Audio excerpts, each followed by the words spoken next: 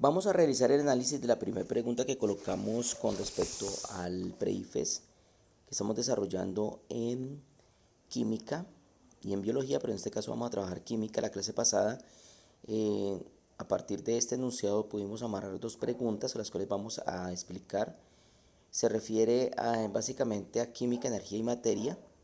¿Sí? Este es un tipo de pregunta de selección múltiple con una única respuesta. El enunciado dice que cuando se estudia la materia se distinguen dos tipos de propiedades, las propiedades extensivas e intensivas, donde las primeras son generales para todas las sustancias, mientras que las segundas son propias, es decir, son específicas de cada sustancia, permitiendo incluso diferenciar las unas de otras. Bueno, aquí nos están definiendo básicamente cuáles son las propiedades de la materia. Esto lo vimos en sexto séptimo en componente químico y también lo vimos o lo empezamos a ver en décimo en su química inorgánica. Son dos propiedades, las propiedades extensivas o generales y las propiedades intensivas. Bueno, a las propiedades extensivas generales o extrínsecas, las propiedades intensivas específicas o intrínsecas. ¿Sí? Son dos tipos de propiedades, se pueden definir de acuerdo a lo que acabé de nombrar. Y las primeras, que son las extensivas o generales, básicamente se refiere a aquellas propiedades que tienen los materiales y que son generales en todo su concepto. Por ejemplo, la materia tiene masa, todo material tiene masa. Entonces, una propiedad general que es para todos los materiales, mientras que una propiedad, por ejemplo, intensiva puede ser, por ejemplo, el brillo metálico, sí que es característico de los materiales metálicos, solamente son ellos. Los materiales no metales pues no tienen brillo, entonces digamos que esa es una propiedad ya específica de cada material. Entonces, definiendo ya y explicando con respecto al enunciado, vamos a ver la primera pregunta. Dice, si un astronauta viajara al espacio y llevara dos objetos que a simple vista son casi idénticos, los podría diferenciar gracias a su.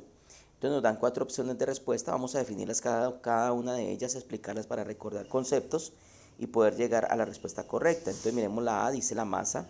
Recordemos que la masa es una propiedad extensiva, ¿sí? Todo material tiene masa. La masa se puede expresar en diferentes unidades de medida. En el Sistema Internacional de Unidades, si lo expresamos en el MKS, se expresa en kilogramos. Si lo expresamos en el CGS, lo vamos a expresar en gramos. La masa de un cuerpo no cambia, no importa en dónde se mida, ¿sí? Siempre va a ser la misma. Entonces, si tú tienes una masa de 54 kilogramos en la Tierra, vas a tener una masa de 54 kilogramos en la Luna, en cualquier parte. El peso ya es una medida de fuerza, recordemos nuestra física de décimo, y nuestro peso es una fuerza que no es otra cosa que la misma masa multiplicada por la gravedad, por la aceleración de la gravedad del sitio donde se está. ¿Sí? Digamos que se le adiciona el producto de la gravedad y el peso en la Tierra pues va a ser diferente al peso en la Luna de una persona, porque la gravedad es diferente. Entonces hay que tenerlo en cuenta que depende de la gravedad. C, el punto de fusión. El punto de fusión, digamos que es la capacidad que tiene un cuerpo para pasar del estado líquido al estado sólido. Es como una congelación, ¿sí? Y todo eso depende de las condiciones externas del sitio, ¿sí? Depende, digamos, de la presión, depende de la temperatura, depende del calor. Todo eso influye en los puntos de fusión de un material. Entonces es muy diferente el punto de fusión, por ejemplo, del agua, ¿sí? Que el agua se congele, por ejemplo, digamos, al nivel del mar en Buenaventura, a que se congele, por ejemplo, en Bogotá. Entonces, digamos que el punto de fusión, o sea, esa temperatura a la cual el cuerpo, una sustancia, perdón, pasa de estado líquido a sólido, sería diferente, a pesar de que la misma sustancia, por ejemplo, se congelaría mucho más rápido en Bogotá por cuestiones de temperatura, altura y todo lo que tiene que ver con esas condiciones, que en Buenaventura, donde se congelaría, digamos, más tarde, o sea, con mayor tiempo de exposición, se necesita más mínima temperatura que en Bogotá. Entonces el punto de fusión sí depende de los sitios. La fuerza pues es una condición en la cual, o es un efecto de empuje o de tracción que le aplique yo al cuerpo. Recordemos es eso, fuerza es el efecto de tracción o de empuje que se le aplica a un cuerpo para que éste tenga un movimiento.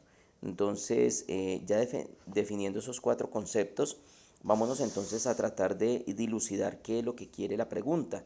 Dice que el astronauta viaja al espacio y lleva dos objetos que a simple vista son casi idénticos. Si son casi idénticos prácticamente en el espacio, pues no podemos definir básicamente cuál es la masa del uno y del otro. O sea, sería muy difícil diferenciarlos uno del otro porque allí mismo me están diciendo que son casi idénticos. Entonces la masa pues va a continuar siendo la misma, no importa en dónde se encuentre, si es en la Tierra o en el espacio. Pues el peso también vuelve a ser igualmente muy difícil de definir. ¿Por qué? Porque pues el peso, si estuviéramos comparando el peso en la Tierra y el peso en el espacio, pues podríamos diferenciarlos. Pero si usted lleva los dos objetos al mismo medio, al mismo sitio, el peso pues va a ser el mismo porque la gravedad en el sitio donde usted lo lleva va a ser la misma y la masa va a ser casi igual porque son idénticos. Entonces, digamos que tampoco el peso me serviría como punto de diferenciación entre esos dos cuerpos.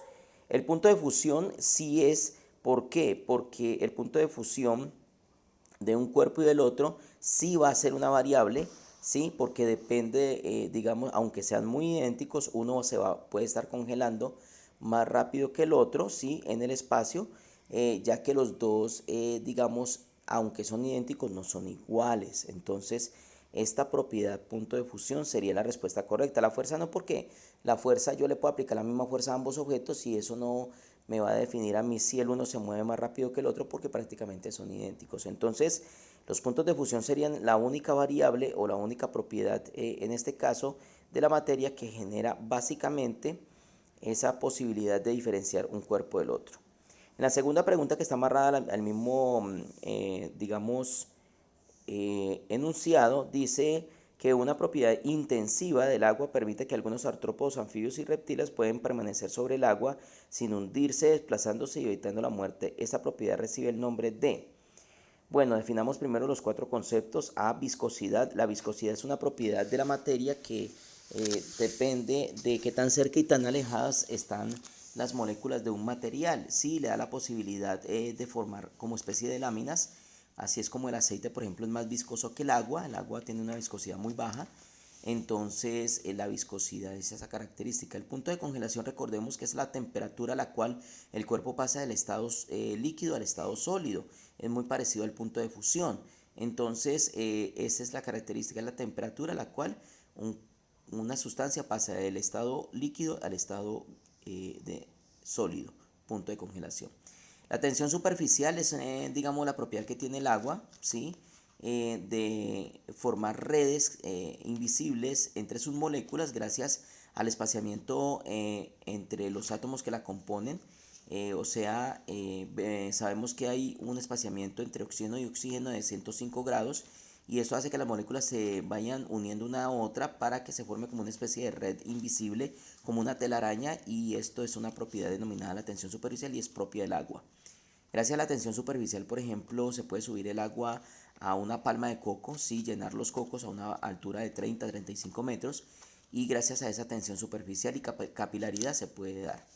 La densidad es una propiedad extensiva, no es intensiva, pero se refiere a la relación que hay entre la masa y el volumen de un material. ¿Sí? Nos puede diferenciar a nosotros un material del otro, así se parezca mucho, porque pueden tener la misma masa pero ocupan diferente volumen. Esas son las cuatro definiciones de cada uno de las preguntas que se nos presentan en el problema, pero debemos escoger una. Entonces, la respuesta correcta, lógicamente, por medio de la cual en el agua, teniendo en cuenta que la viscosidad del agua es muy baja, no sería una propiedad que, digamos, determine que los animales puedan andar sobre ella, porque se podrían hundir. El punto de congelación no tiene absolutamente nada que ver porque es una temperatura. La densidad es una propiedad extensiva, no es intensiva, y allí pues en la pregunta dice que una propiedad intensiva del agua y esta es una propiedad extensiva. Por lo tanto, la respuesta correcta pues vendría siendo la tensión superficial, que recordemos que es la capacidad que tiene el agua por medio de su espaciamiento molecular de formar como una especie de redes invisibles, ¿sí? Que le da la posibilidad al agua a formar como una especie de telaraña para que soporte el peso de los insectos y algunos anfibios y reptiles que caminan sobre ella.